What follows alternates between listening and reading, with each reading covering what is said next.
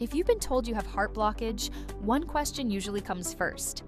Do I need a stent or bypass surgery? The answer isn't the same for everyone. Let's break it down simply, safely, and clearly. A stent is a small metal mesh tube placed inside a narrowed heart artery.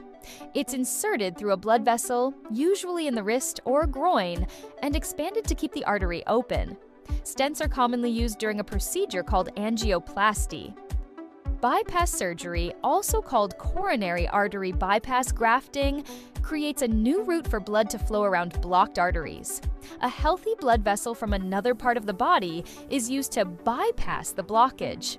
This is a major surgical procedure, but it can treat multiple or severe blockages at once.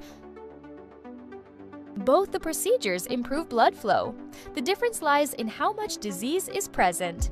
Doctors consider several factors before recommending stent or bypass, including number of blocked arteries, location and severity of blockage, diabetes status, heart pumping strength, overall health. For single or simple blockages, stents are often enough. For multiple, long, or critical blockages, bypass may provide better long-term outcomes. Both procedures are generally safe, but risks exist. Stents may carry a small risk of re-narrowing or clot formation.